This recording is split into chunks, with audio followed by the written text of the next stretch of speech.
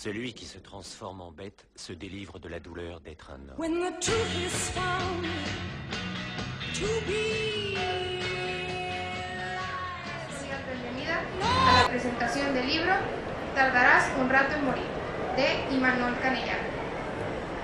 Evento que forma parte del programa cultural de la 23ª Feria Internacional del Libro Monterrey 2013, en el marco de las jornadas de detectives y astronautas. Para esta presentación del libro, tenemos el honor de contar con la presencia de Luis Carlos Fuentes Ávila. Imanol Canellaro es un periodista y narrador de origen vasco, pero sonorense por adopción. Nacido en San Sebastián en 1968, radica desde hace 23 años en México, país en el que ha desarrollado su trabajo periodístico y literario. Ha colaborado en diferentes publicaciones como Replicante, Revista, La Otra, 10-4, Chandy y Pez Banana. Con su libro de relatos, La Nariz Roja de Stalin, obtuvo el Premio Nacional de Cuento Efrén Hernández en el 2011. También ha publicado el libro de cuentos La Ciudad antes del alba y las novelas Un camello en el ojo de la aguja, Espectáculo para avestruces y Tardarás un rato en morir. Luis Carlos Fuentes Ávila, narrador y guionista. Es egresado de la Escuela de Escritores de Soguero y de la Escuela Superior de Estudios Cinematográficos de París. Ha publicado el libro de cuentos Palma de Negro, ganador del Premio Estatal Potosino 20 de noviembre, Manuel José Ostón, de Narrativa 2007. Ha colaborado con columnas, artículos, entrevistas y crónicas en el periódico La Jornada San Luis y en las revistas Ruta Sin Límite, por Amor al Arte y Los Perros del Alma. Ha sido incluido en las antologías Luna Nueva sobre Babel y Cuentos Potosinos. En 2008 recibió de IMCINE el estímulo a creadores cinematográficos en la modalidad de escritura de guión. En 2008 y 2011 fue becario del Fondo Estatal para la Cultura y Artes de San Luis Potosí y fue ganador del primer taller de guión del largometraje de terror convocado por IMCINE, la Somedira y el FICA, entre otros. Actualmente imparte cursos de guión de cine en el Centro de las Artes de San Luis Potosí. Colabora con la columna de cine en la revista Itinerario y es guionista para 11 TV.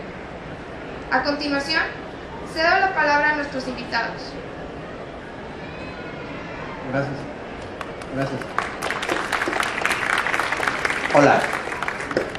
¿Qué tal? Buenas tardes. Bienvenidos a esta presentación enmarcada en las jornadas de detectives y astronautas en su 7ª edición, dedicadas a la promoción, difusión de la literatura de género, no de hombre-mujer, sino de género, subgénero, ¿no? Policíaca, aventura, ciencia ficción, fantástica, terror, desde luego.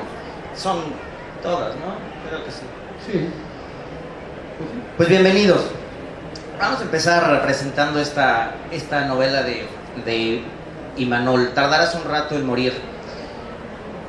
Es una novela policíaca, dentro de lo que se denomina novela policíaca, ¿no? Voy a empezar contando un poquito las dos tramas, trataré de no arruinar, no hacer muchos spoilers, simplemente contar un poco. Y vamos a ir profundizando un poquito más en la trama, porque esta novela cumple con una de las virtudes de la buena literatura, que aparentemente es ligera y entre más se va profundizando, se ve hasta dónde se puede llegar, qué tan profundo ahonda en el alma y las pasiones humanas. Vamos a empezar un poquito por ver las tramas. Esta novela está estructurada en dos historias paralelas, ¿no? Una es la puramente detectivesca, de un asesino serial que mata mujeres con un perro salvaje. Eso no es spoiler porque está casi al principio, ¿verdad? Y entonces pues es la historia del detective en Montreal. La historia transcurre en Montreal, en Canadá, y es como está siguiendo las pistas para descubrir este asesino serial. La otra historia es de un exgobernador. Si le suena parecido es pura coincidencia, porque estas cosas no pasan. Es de un exgobernador mexicano que se exilia por que sus crímenes lo vienen siguiendo, le están pisando la cola. Se metió con el narco, robó, fue corrupto y ahora está exiliado en Canadá. Y ahí es la historia de él con su amigo desde la infancia y que a la vez fue su secretario de gobierno. El gobernador es el Tinín y el amigo es el Cabezón. El Cabezón, un personaje muy particular. El Tinín siendo guapo, como lo describen, varonil, vocerrón, imponente. Y el Cabezón flaco, cabezón como su nombre lo dice, casi contrahecho, ¿no? Definido de por vida por ese defecto de la gran cabeza.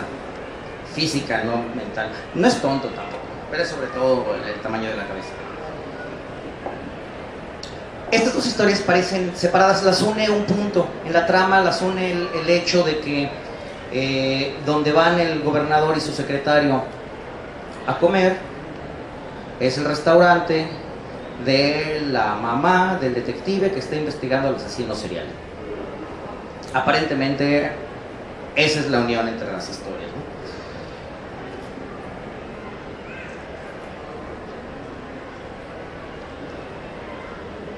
La primera lectura que quiero hacer de esto es, creo que la clave para entender esta novela es entender por qué se unen estas dos historias, por qué no se venden por separado como dos cuentos, por qué constituyen una sola historia, una sola trama orgánica en sí. Y creo que para eso una primera explicación es el hecho de la justicia.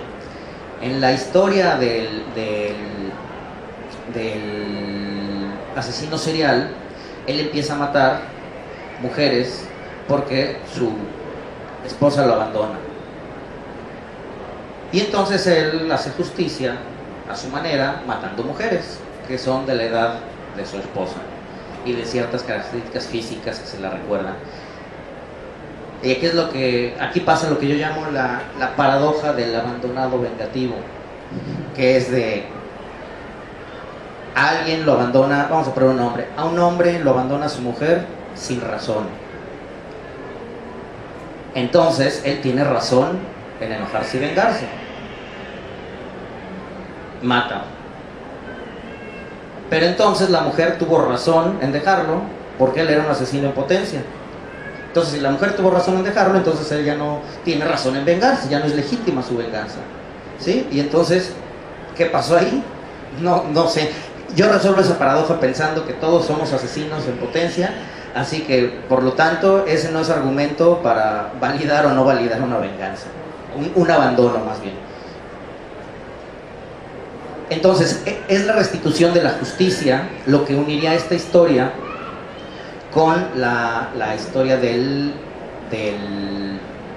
gobernador y su secretario. Ellos dos tuvieron una infancia donde el Cabezón siempre estuvo a la sombra del gobernador por ser feo, por ser más débil, por ser apocado, introvertido. Siempre vivió a la sombra de él y él todo el tiempo quiso vengarse. Entonces cuando se meten estas cosas del narco, la corrupción, etcétera, sin duda vienen las traiciones. Y a traicionar, el Cabezón rompe una ética, pero restablece la justicia. Es decir, rompe las leyes que estaba jugando del crimen y la política, pero hace justicia. Así como el asesino serial rompe las leyes legales, vaya, las leyes de no matarás, las leyes que nos rigen, pero hace justicia a su manera. Creo yo que hay otra lectura más que las une mucho más profundamente, las entrelaza, y que parte de la pregunta ¿por qué lo abandonó su mujer al asesino serial? No se dice nunca por qué lo abandonó, y al menos a mí me dio la impresión de que fue sin razón. Ya que no se dice, entonces suponemos que fue sin motivo ni razón.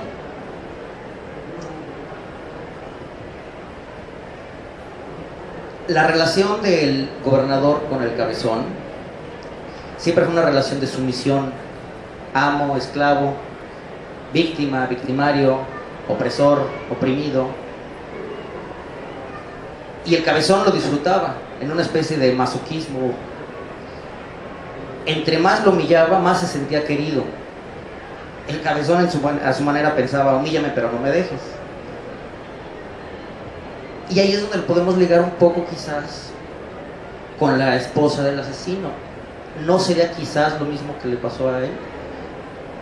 Que su esposa haya sido oprimida, sojuzgada por esta mente enferma, y hasta que ella ha dicho, que ella pensara, pégame pero no me dejes, hasta que un día se decidió a dejarlo. Es decir, ¿no serán ambas la historia del oprimido que se rebela contra el opresor? Yo creo que va por ahí. Yo creo que es lo que une estas dos tramas. ¿Por qué pueden ir juntas? Porque es la misma historia contada desde dos lados. Una está contada desde el lado del victimario, que es el asesino serial, y la otra está contada desde el lado de la víctima, que es el cabezón. Ahora, aquí otra vez la paradoja es que el asesino serial empieza siendo la víctima al sufrir el abandono. No, antes, él era el victimario de su esposa juzgada. La esposa se rebela y ahora se vuelve victimaria, opresora. Y el asesino es el oprimido, el abandonado, el dejado. Él se venga por medio de los crímenes y él vuelve otra vez a su papel de victimario, opresor. Ya no les digo si se resuelve o no, porque en ese caso volvería otra vez a su estado de oprimido, ¿no? Entonces a mí me parece un juego muy interesante en ese sentido de ver dónde está la justicia, dónde está el trato interpersonal con esa otra, en uno con un amigo, en otro con un cónyuge, esa relación de poder que se establece siempre que hay una relación amistosa o amorosa. Esta es mi lectura, obviamente, ¿no? La novela está escrita como novela negra, policíaca, muy divertida. Pasa en Montreal, como les decía, con esos paisajes nevados, parte de Montreal en invierno, ¿no? Sí, y todos los personajes se la pasan añorando el México cálido que dejaron con todos sus crímenes. Una cosa que quería hacer notar también es que en las dos historias, una pasa, la del asesino serial, cuando los crímenes se están cometiendo, es decir, son crímenes visibles, son crímenes que llaman la atención, salen en el periódico, son escandalosos, y los del gobernador son crímenes que nunca vemos. Sabemos que estuvo metido con el narco y en la corrupción, pero nunca se mencionan sus crímenes, pero los podemos suponer. Eso me parece como una metáfora de lo que pasa aquí. Sabemos que suceden las cosas, pero no siempre es tan visible.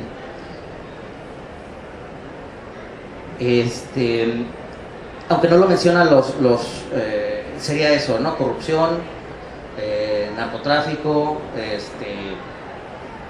ejecuciones, lavado de dinero, etcétera. Eso nunca se menciona en la novela, pero ya lo sabemos. Creo que es algo importante, como ya estamos tan metidos en esta mecánica del crimen, ya sabemos perfectamente de qué se trata. Bueno, pues yo creo que ya le paso la palabra a Imanol. Adelante, se las recomiendo, léala. Vamos a escuchar un ratito al autor. Bien, muchas gracias Luis Carlos por la lectura que haces de la novela. Muchísimas gracias a ustedes por estar aquí, por tomarse el tiempo de sentarse un rato a conversar sobre literatura y sobre esta novela, Tardarás un rato en morir. Y bueno, pues aprovecharía un poco bueno, quiero agradecer a José Erra de Jornadas de Detectives y Astronautas por invitarme a estar aquí en Monterrey, y a los organizadores de la feria, por supuesto. Y aprovecharía un poco, a partir de los comentarios de Luis Carlos, tal vez plantear otras posibles lecturas que creo yo que también existen en la novela. Hay una cuestión permanente, que es la del poder. Una de las cosas que me motiva a escribir esta novela, o por las que empiezo a escribir esta novela, normalmente los escritores escribimos a partir de obsesiones, ¿no? Y a partir de temas recurrentes que forman parte de tu concepción del mundo, o que forman parte de todas las preguntas que tienes sobre el mundo, ¿no? En este caso, la concepción del poder me parecía importante abordarla a través de un thriller político. Utilizo el thriller, utilizo la novela negra porque lo personal es un género que me apasiona desde niño. Cuando me acerco a la lectura, mi primera relación con la lectura, o mi relación más apasionante con la lectura desde niño y adolescente, es a través de los géneros alternativos, o subgéneros, o géneros menores, o como le quieran llamar, y especialmente la novela negra y el thriller, ¿no? Entonces, bueno, esto es una elección muy personal, y este thriller político, pero sobre todo me interesaba tratar de entender la concepción que tenemos en México del poder. Esta concepción medieval, caciquil, impositiva, impune, y que deriva en esta asociación tan espontánea y al mismo tiempo tan calculada, y al mismo tiempo tan productiva con el crimen organizado, porque son expresiones del poder muy semejantes: el poder institucional, el poder establecido, que concibe el mundo exactamente igual que un criminal que adquiere poder a través de sus actividades ilícitas, ¿no? Entonces, y esto me llevaba también a otro tema recurrente, también por mis circunstancias personales, que era el exilio, la extranjería, el estar en otro lugar, el estar en otra parte, el tener que enfrentar códigos nuevos para reinterpretar el mundo en el que estás inmerso. Esta reinterpretación del mundo hace que el personaje que cuenta esta historia, primero estoy con una de las historias, que es la del político en fuga. Este personaje, el Cabezón, en este exilio y en esta necesidad de preguntarse cómo llega ahí, por qué está ahí, qué ha pasado con él, empieza a tener conflictos éticos, y es un personaje que, por un lado, ha sido cómplice, y no solamente cómplice, ha puesto la inteligencia muchas veces para la carrera político-delictiva del gobernador, pero al mismo tiempo tiene enorme remordimiento, se siente culpable, y en este conflicto ético empieza a tomar una serie de decisiones en el momento, en el presente, que tienen que ver con el pasado, que vamos conociendo en una serie de flashback, de saltos en el tiempo. Este personaje, el Cabezón, somos un poco todos nosotros, ¿no? En esta relación ambigua que tenemos con el poder. De pronto lo criticamos y lo juzgamos, de pronto lo señalamos, de pronto lo culpamos, pero también de pronto por circunstancias personales nos vemos orillados a ser cómplices, o incluso o cerramos los ojos, o le damos la espalda, o lo ignoramos, porque enfrentarlo plenamente implica salir de nuestra zona de confort, ¿no? Entonces, este personaje ambiguo me permitía también tratar de entendernos, ¿no?, a nosotros en cuanto a la relación del poder, ¿no? El poder como lo concebimos en México, un poder que se basa en el ejercicio brutal de la violencia, que prohíja la violencia, y que establece la violencia como el principal vía de relación, ¿no? Pero una vez que yo exiliaba a estos personajes en determinada geografía, en este caso Montreal, Canadá, me vi ante la necesidad de decir, bueno, pero tengo que hablar también de esta geografía, tengo que hablar de esta sociedad que para nosotros es idílica, ¿no? Para nosotros es casi perfecta. Tenemos un concepto de un país como Canadá, de que es un país que funciona como un mecanismo de relojería, ¿no? Sin embargo, bueno, yo tuve la oportunidad de vivir un par de años por allá, y no es así. De hecho, no existe ninguna sociedad perfecta, y detrás de estas sociedades aparentemente tan idílicas existe individuos con una gran dosis de frustración, de soledad, de angustia, de incapacidad para adaptarse, y que explota en otro tipo de violencia que es muy diferente a la nuestra. La nuestra es sangrienta, es brutal, y como digo, es producto del ejercicio público del poder, sea desde la visión del crimen o desde el poder instituido legalmente. Sin embargo, este tipo de violencia, la violencia que para nosotros es muy difícil de entender, ¿no? El cuate que se sube a una azotea y se pone a matar gente, la violencia de estos asesinos que existen, están ahí y que han existido en México. Por supuesto que tenemos una tradición en asesinos múltiples, pero realmente los asociamos con estos países y estas sociedades donde todo parece funcionar muy bien. Es una violencia mucho más subterránea, mucho más nuclear, y que estalla de manera sorprendente e inesperada, y que también tiene que ver con la concepción del propio país, que es Canadá, que es una concepción multiétnica, multicultural. Ellos se enorgullecen de esta multiculturalidad, ¿no? Es un país formado por emigrantes, realmente. Los habitantes originales pues viven muy en el norte, y realmente son de origen centroeuropeo, italianos, griegos, portugueses, españoles, después latinoamericanos, etc. Ellos se enorgullecen de esto, pero esta convivencia multicultural provoca una tensión. Primero provoca la formación de guetos, y provoca una tensión y una violencia que contradice mucho de lo que uno puede percibir de entrada en una sociedad como la canadiense. Entonces, uno de los vasos comunicantes, además de la lectura que hace Luis Carlos muy interesante de la justicia, es la cuestión de la violencia, ¿no? La violencia que estalla y que se manifiesta de maneras diferentes en sociedades diferentes, relacionadas con el ejercicio del poder, porque finalmente una relación de pareja también es un ejercicio de poder, ¿no? En una relación de pareja también manifestamos nuestra concepción del poder. Pero aparte de estos vasos comunicantes, sí hay, desde el punto de vista de la trama, desde el punto de vista argumental, una serie de circunstancias que hacen que ambas historias influyan una en la otra en su desenlace, a partir de estas conexiones que les planteaba. Y bueno, básicamente eso es Tardarás un rato en morir. El exilio y la soledad también es recurrente, la extranjería, les decía, el arrepentimiento, ¿no? Y la redención, y sobre todo la redención como un acto inútil, no un acto inútil, o sea, un acto inútil porque ya no puedes detener la bola de nieve que lanzaste a partir de una serie de acciones o una serie de actos que tuviste en el transcurso de la vida, ¿no? En ese sentido sí hay yo creo que sí es una historia trágica en el sentido tradicional de la palabra trágica, ¿no? En el sentido griego. De hecho, el asesino múltiple se inspira en Medea de Eurípides y utiliza la obra de Medea para llevar a cabo para seleccionar a las víctimas, y los métodos que utiliza tienen que ver con esta obra, con Medea, porque finalmente, bueno, es un guiño al lector, porque creo que sí hay una lectura trágica de estos personajes.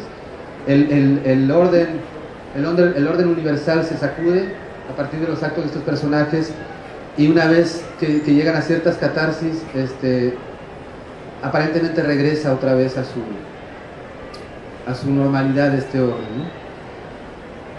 En fin, no sé si igual no sé si tú tengas algún comentario más, o igual ustedes Sí. quieran participar, hacer preguntas, que sería muy interesante. A mí es lo que más me gusta de las presentaciones, que la gente pregunte o diga. Si quieren comentar algo, si no, les puedo leer estas dos páginas, que es un capítulo cortito. Bueno, Se sí. ve ahí mucho de la fuerza de la prosa, y está simpático. Es de mis capítulos favoritos. Bueno, muy bien.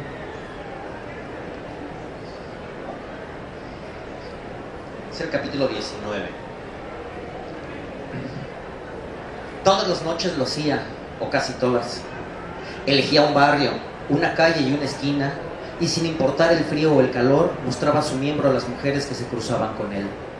Ni su esposa ni sus hijos podrían entender el gozo que sentía al extraer su pequeñez amoratada para dejarla libre, al viento, y despertar esas miradas despectivas, horrorizadas o sardónicas en el caso de las más jóvenes. Provocar, escandalizar, agredir. Pero la venganza era el verdadero móvil, traicionar su estatus, avergonzar a los de su clase. Monsieur Ricard, con corbata de día, seguro social y una cortesía exquisita. Monsieur le Gérant, que almorzaba a diario un sándwich con germinado de trigo y tomate fresco en el restaurante La Baguette con neurótica pulcritud y llegaba puntual a la oficina. Que no cruzaba palabra con nadie, que a sus hijos, un varoncito y una niña, besaba en la frente con tanta distancia que aquello parecía más un escupitajo. Que penetraba a su mujer una vez al mes con el mismo empeño con el que acudía al trabajo. El buen Michel Ricard inventaba reuniones y citas de negocios, no para irse de putas o engañar a su esposa con una amante. Su doble vida consistía en enseñarles las bolas a las damas que se le ponían a tiro. Su discreción era ejemplar. Mostraba su pene obtuso a 3 víctimas, siempre 3, y desaparecía. Ya en su coche se masturbaba recordando las expresiones de las mujeres. El problema era que eyaculaba mucho antes de que su sexo alcanzara la erección, y eso le provocaba un terrible sentimiento de tristeza. Camino a casa lo asaltaban los remordimientos y juraba no volver a hacerlo. Aquella noche había elegido una suburbial calle de los alrededores del metro Pío IX. Hacía ya media hora que paseaba de arriba abajo a lo largo de la acera norte.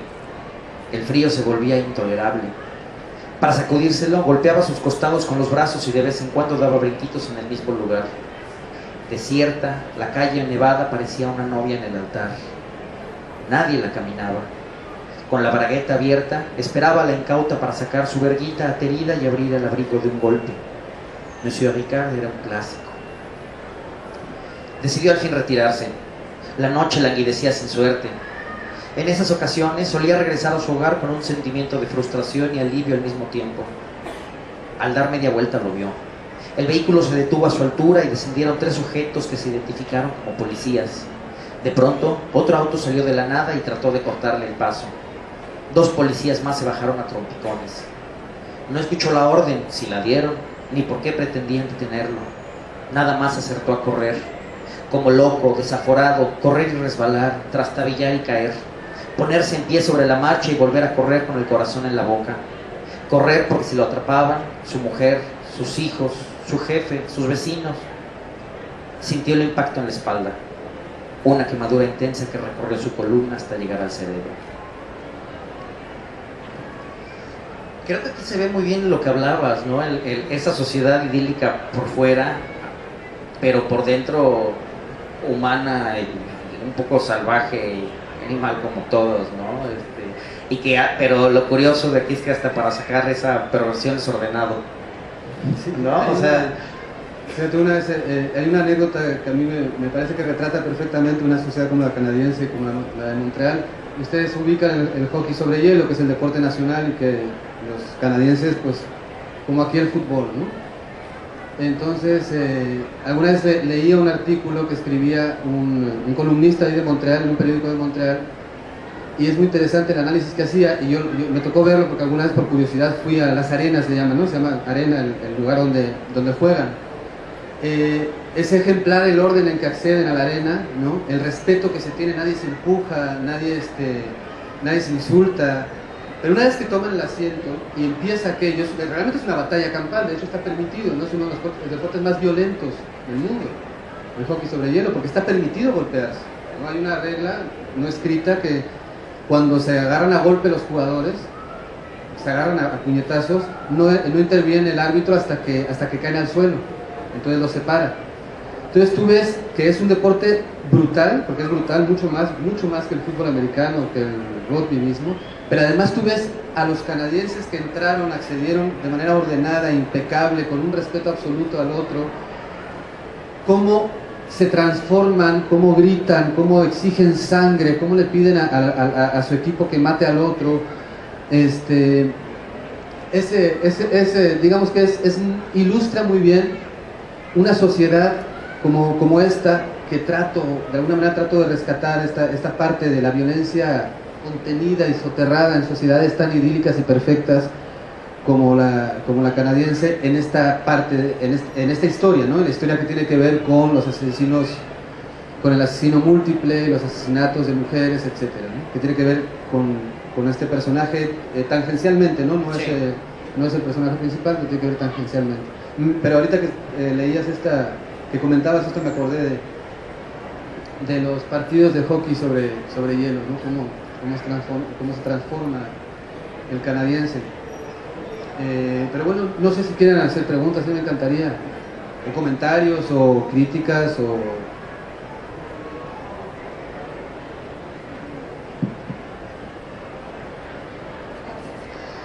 Bueno, pues felicidades por el libro. Gracias. Y me gustaría saber cómo elegiste el título del libro, por qué ese título. Mira, fíjate, originalmente no iba a ser ese el título, ¿no? Tenía un título ya, desde muy al principio, que tenía que ver con una expresión carcelaria, que es muy propia de las cárceles en México, en los cerezos, que es todo bien, ¿no? Es una expresión muy propia de los reos, ¿no? Yo he trabajado dando talleres en cerezos y tienen esta expresión de todo bien. Y como tenía que ver, como Medea y Eurípides es fundamental en la historia del asesino múltiple, se iba a llamar Todo bien Medea, ese iba a ser el título. Pero alguien me decía, ¿sabes qué? Es que revelas mucho, pues, al decir todo bien Medea estás diciendo mucho de la trama, de la novela. Y dije, bueno, pues sí, tal vez sea cierto, ¿no? Entonces se quedó en el aire. Y ya cuando iba hacia el final de la novela, ya que iba a terminar la novela, uno de los personajes dice esta frase: así tardarás un rato en morir. Y ¡pum! De pronto me estalló la frase y dije, este es el título, ¿no? Aquí está el título. Este título creo que encierra muchos de los significados que puede tener las múltiples lecturas de la novela, que creo que sí las tiene, ¿no? Porque son dos historias, porque hay diferentes personajes, tiene muchas lecturas. Y de pronto así es como di con el título, ya casi al final, ya cuando iba terminando, porque esa frase aparece en el penúltimo capítulo, o en el antepenúltimo capítulo, después de haber desechado el título que originalmente iba a tener, que era Todo bien Medea, ¿no? Esa es la historia del título. A veces hay historias, a veces no, ¿no? A veces así como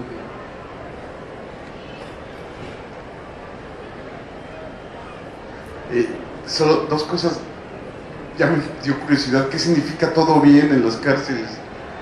Y la otra, si algún día regresarías a tu detective vasco-canadiense, sé que el que sigue no es de él, pero ¿regresarías a él?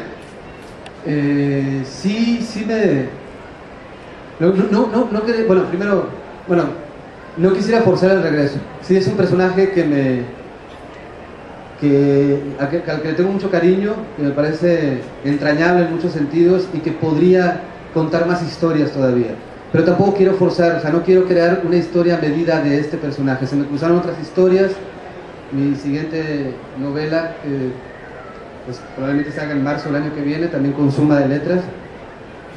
No tiene nada que ver con ninguno de los personajes que aparecen, tardarás, pero es un personaje que alguna vez surgirá una historia que pueda ser contada por Aitor Pelletier, ¿no? Sí, yo creo que sí, porque sí tengo un cierto cariño por él y me parece entrañable, pero creo que no he encontrado todavía la historia y tampoco quiero forzar ese regreso, ¿no? Construir la historia a partir del personaje, digo, es muy posible, ¿no? Y es muy factible, muchos novelistas lo hacen, incluso yo lo he podido hacer, pero en este momento no se me ha cruzado esa historia que pueda ser contada otra vez por Aitor Pelletier. El todo bien es una expresión como que no pasa nada, ¿no? Por ejemplo, no, ¿cuántas balas te dieron? ¿Cuántos años te dieron? No, pues que 20. No, todo bien, no hay bronca.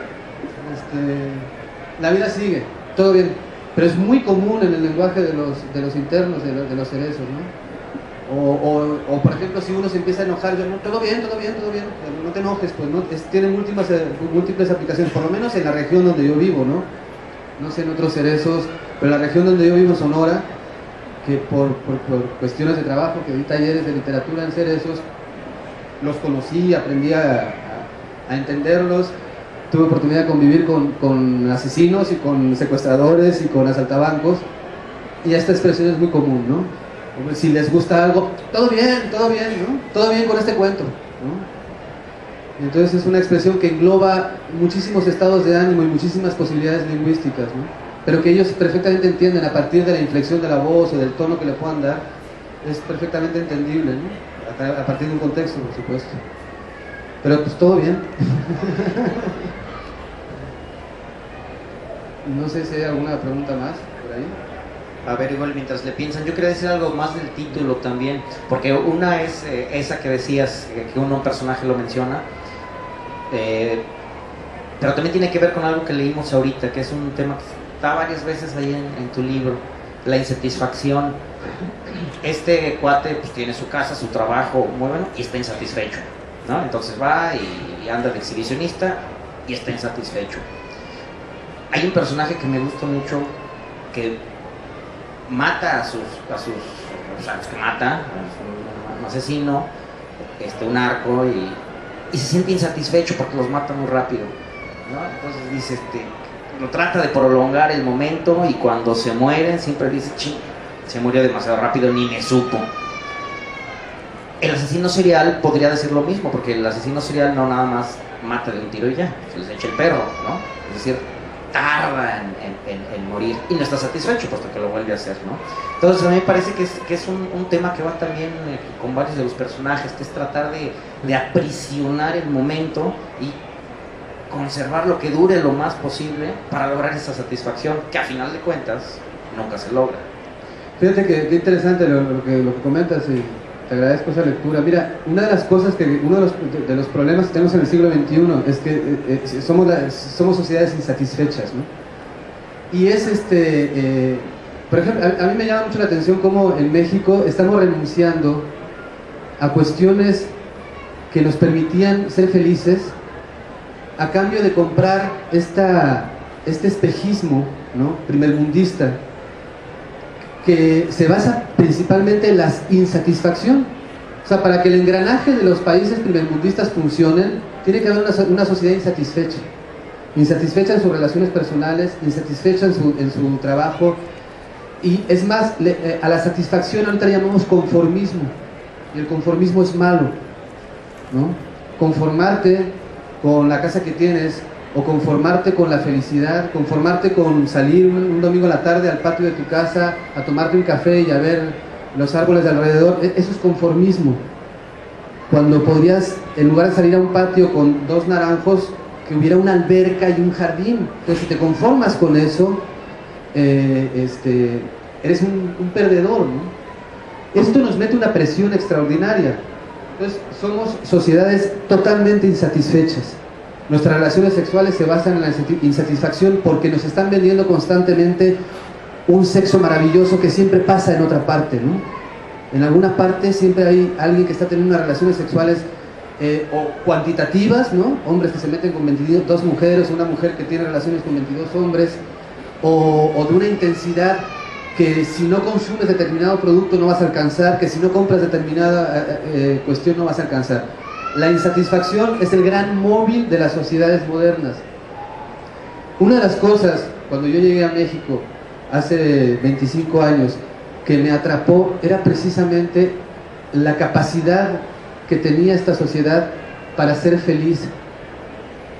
Y se ha perdido en esos 25 años. Yo he sido testigo de esta descomposición y de esta incorporación a esta carrera desenfrenada para alcanzar modelos como el canadiense o como, no sé, como cualquier otro país, ¿no?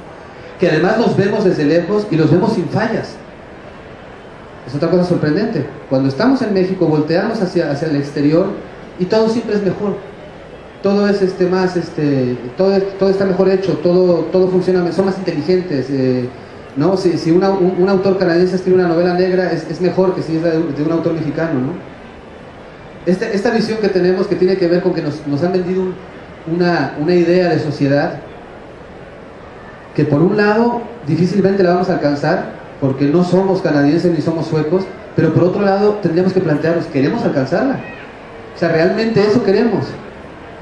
Digo, porque no sé, a mí no me queda muy claro si este motor de la insatisfacción, este motor de estar constantemente persiguiendo cosas, estados de ánimo, relaciones, estatus, para alcanzar la felicidad, hasta que llegan los 70 años o los 80 años y descubres que ese hueco, ese enorme hueco, esa ansiedad que diariamente enfrentamos por alcanzar el estatus, por alcanzar la felicidad, ese enorme hueco no lo llenaste, pues, ¿no?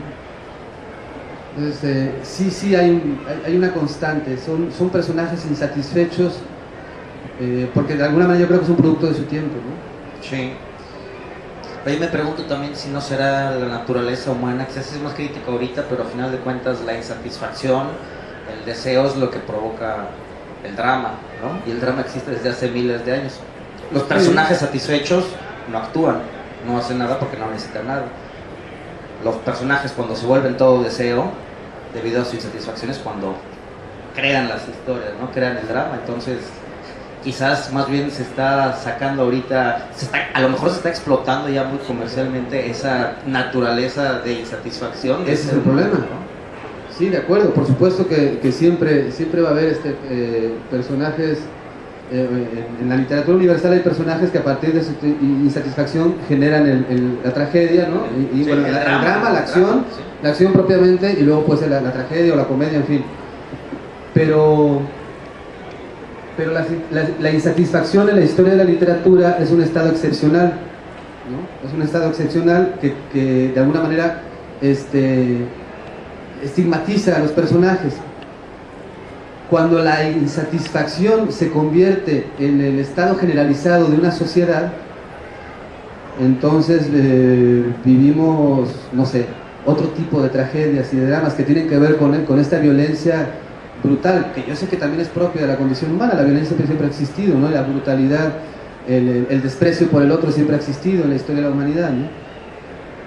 Pero vamos, yo creo que sí hay, en el siglo XXI se está explotando especialmente la insatisfacción, esta insatisfacción que puede ser el motor pero ni siquiera porque de alguna manera, bueno, si la insatisfacción te va a llevar a vivir la gran tragedia de tu vida, qué bueno, pero si la insatisfacción te va a llevar a correr desesperadamente para tener ciertos satisfactores que ni siquiera son trascendentes en la vida, eso es tal vez eso es lo terrible, eso es lo ¿no? trágico, Eso es lo terrible, triste, ¿no? exacto, sí. O sea, entonces ya no estamos ante la tragedia, ya no estamos ante la tragedia del hombre, sino ante la caricatura del ser humano, ¿no? Ante una farsa, ¿no? Por acá querían decir algo, ¿no?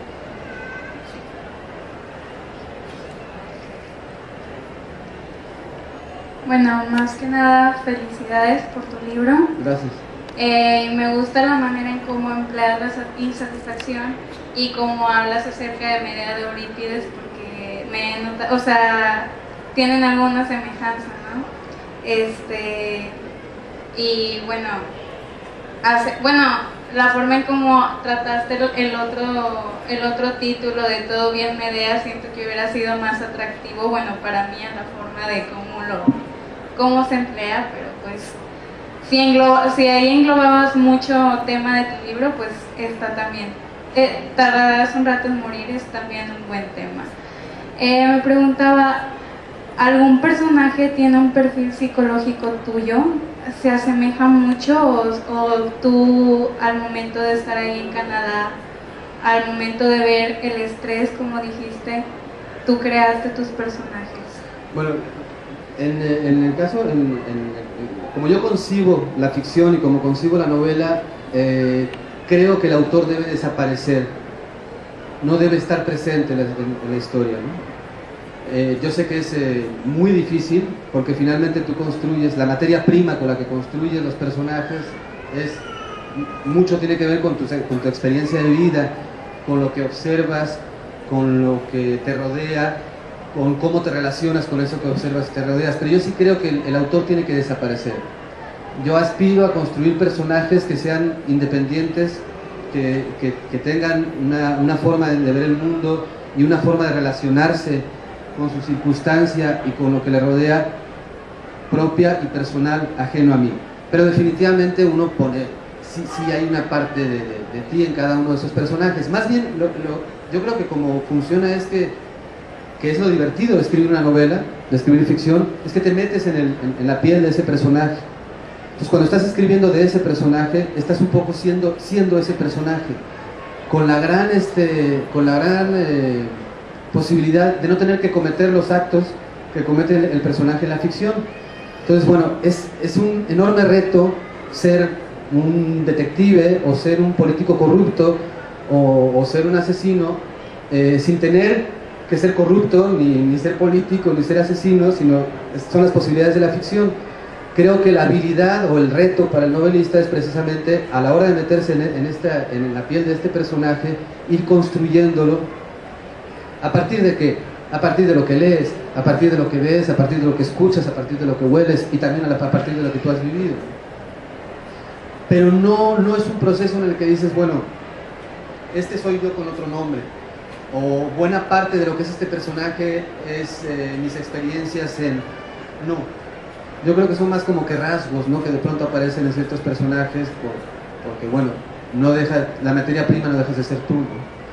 Es un poco esquizofrénico esta cuestión, ¿no? Porque luego además el personaje cobra cierta independencia y comienza a tener un diálogo contigo como autor. Esta cuestión que plasma Unamuno en Niebla, no pasa así, no tocan a tu puerta, abres y es tu personaje que viene a visitarte. Sería fantástico que pasara eso alguna vez, pero sí se da esta cuestión de que el personaje empieza a cobrar una independencia y te empieza a exigir. En el caso de Tardarás un rato en morir, originalmente quien cuenta una de las historias, que es la del político en fuga, su asistente, amigo de infancia, su brazo derecho, el cabezón, originalmente iba a ser un narrador testimonial.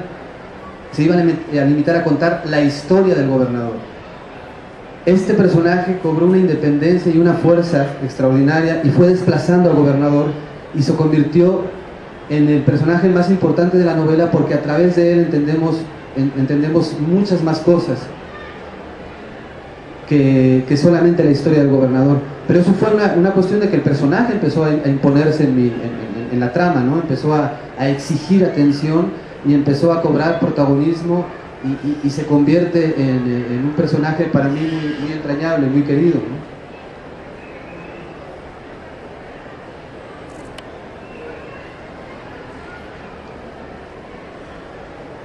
¿Nadie más? Pues yo creo que ya es hora, ¿no? Bueno, pues sí. Pues gracias, están aquí los libros disponibles, aprovechen ahorita para que se los firme Imanol, y también hay playeras y souvenirs, pins de las jornadas de detectives y astronautas. Esta es una. Modela, eso. Ahí hay otro modelo, y si compran una color claro, también se las firma Imanol, como no. Pues gracias, gracias a ustedes. Muchísimas gracias por venir, de veras. Muchas gracias.